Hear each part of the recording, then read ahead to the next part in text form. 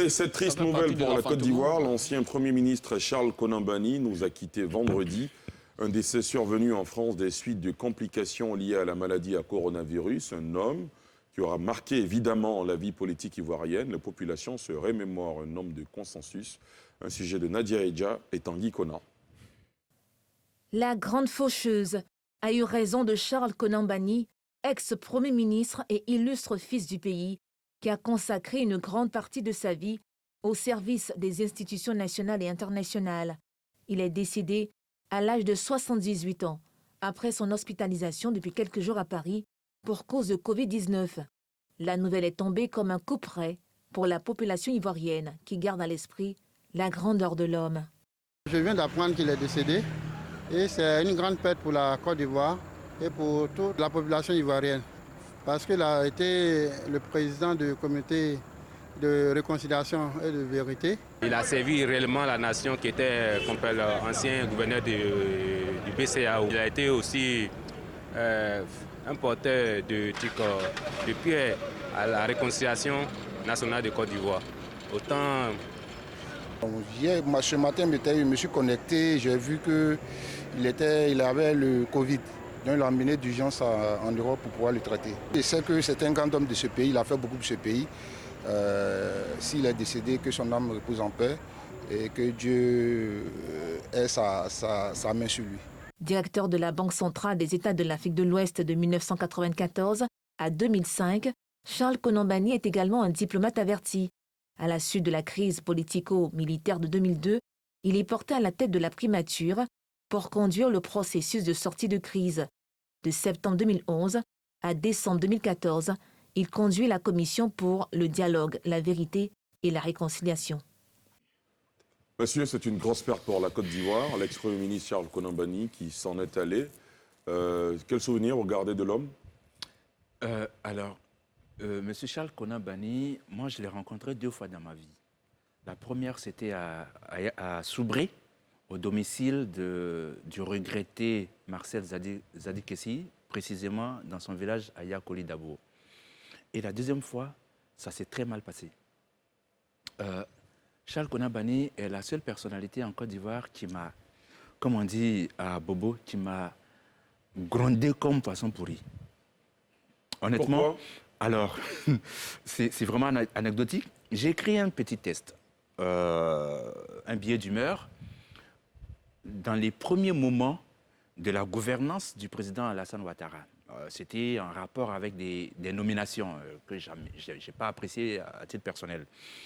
Et donc, le Premier ministre Charles Konan Banny n'avait pas apprécié ces billets d'humeur, à peine 10 lignes.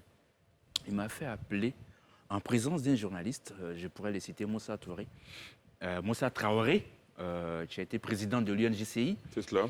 Et Charles Konan Banny m'a reçu chez lui à la maison pour me sermonner, mais alors proprement. Je n'ai pas pu placer un seul mot. Il est vraiment la seule personnalité en Côte d'Ivoire qui m'a fait ce coup et je n'ai pu rien dire pour dire que c'était une forte personnalité. Voilà, c'était une très forte personnalité qui avait ces moments de coup de gueule.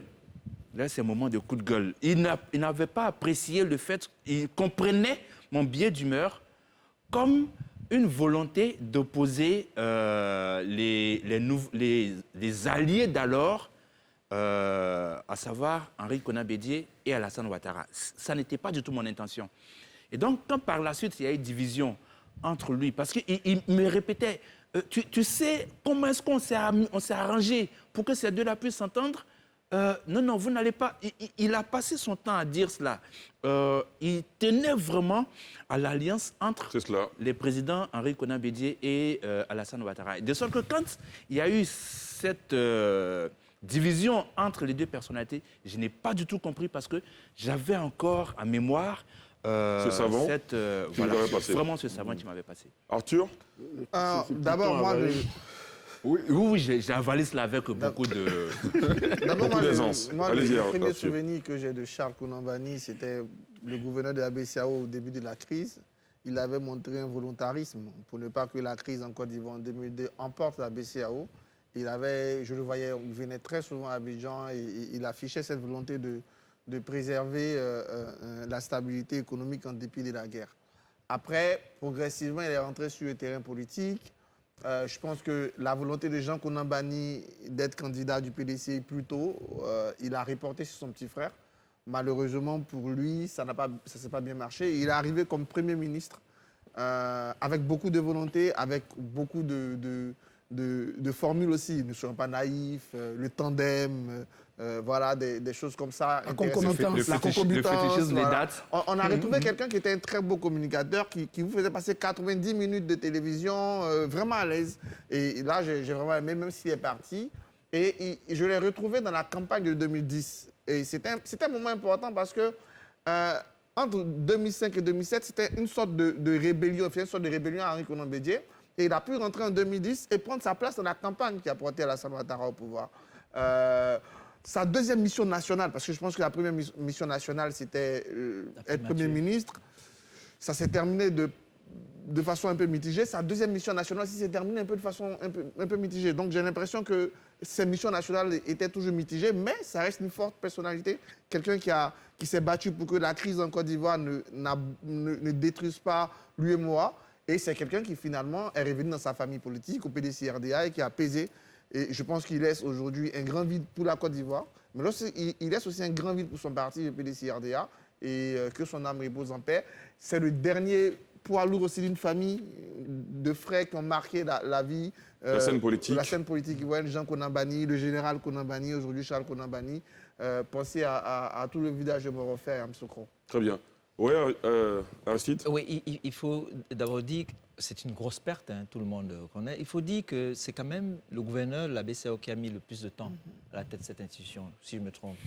Et donc, je voudrais juste insister sur la deuxième mission dont parle Arthur, la mission où il était président de la commission Dialogue, Vérité et Réconciliation. Ça revient à nos politiques de mémoire dont je parlais souvent. C'est le seul instrument qu'on n'a jamais pu évaluer. C'est toujours difficile de conduire un tel processus jusqu'à la fin parce que justement, vous parlez à des gens que vous reformez et qui des années plus tard peuvent se dédient. Donc, je garde de lui quelqu'un qui était un grand technocrate et qui n'a pas réussi finalement à se retrouver en politique. Vous vous souvenez qu'il avait lancé même son mouvement COPAD et j'ai eu la chance, André, tu te souviens, c'est comme ça qu'on s'est connus, j'ai écrit quelques mois dans le journal qui était proche, Événement, qui était proche, et j'ai eu la chance de le rencontrer grâce à Ange Dagaré Dasso, qui avait lancé un mouvement, le Club International, un club service, Club International Félix Houphouët-Boigny, et Ange partait de l'idée que Houphouët-Boigny était internationaliste et qu'il fallait toutes les sensibilités africaines et internationales. Et c'est comme ça qu'il m'avait coopté pour faire partie de ce groupe. Et donc, on a rencontré Charles Konan Banny chez lui. Je crois qu'il n'était plus Premier ministre. Et ce jour-là, il nous a entretenus pendant 3 heures de temps. Il est bon. Et il est quelqu'un d'extrêmement brillant.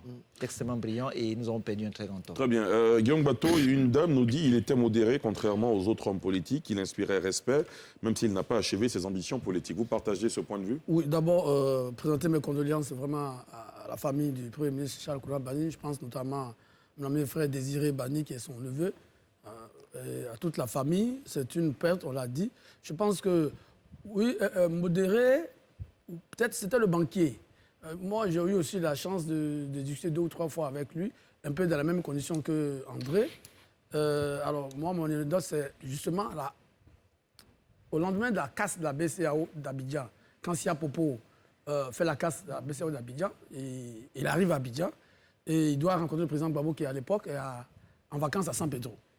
J'ai la chance de faire partie de la mission avec le personnel, le ministre Bouga Doudou. Donc, on se retrouve dans l'avion et puis on arrive à San Pedro après son entretien avec le président Gbagbo. Donc, il vient au devant de la presse pour qu'on lui pose des questions.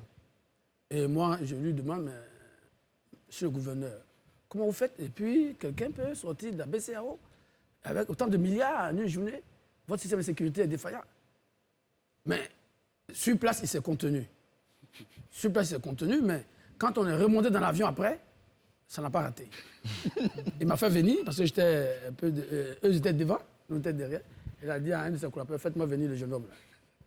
Et puis, il a commencé, oui, mais est-ce que vous savez comment on gère une banque? Est-ce que...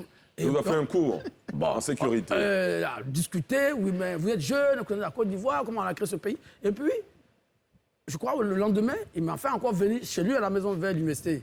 Et là, on a discuté. Et chaque fois qu'on avait l'occasion, quand il était Premier ministre, je me souviens aussi qu'à Yamoussoukro, on avait eu un long débat sur la loi sur la presse, à l'époque. Et puis, bon. Donc, il avait une vision de la Côte d'Ivoire. On n'était pas toujours d'accord, du point de vue idéologique et ce genre de choses. Mais il avait sa façon de voir. Mais je pense qu'il était aussi attaché à cette pluralité. Le fait que les Ivoiriens se parlent, je crois que c'était un de ses leitmotivs, se parler, pouvoir discuter des questions. Et quand il est devenu Premier ministre, il a essayé autant que faire ce peu, je me souviens, avec beaucoup d'autres amis de la presse, de faire une communication vraiment dynamique, ouverte à toute la presse. C'était quelqu'un qui n'était pas vraiment... on comprend parce qu'il venait d'arriver de Dakar. Et il a essayé d'être vraiment à équidistance. Mais bon, c'est dommage aujourd'hui. Alors que certaines informations laissaient entendre qu'il aurait pu encore revenir en politique, notamment pour les élections 2025. C'est dommage qu'il s'en aille en ce moment-là. Absolument.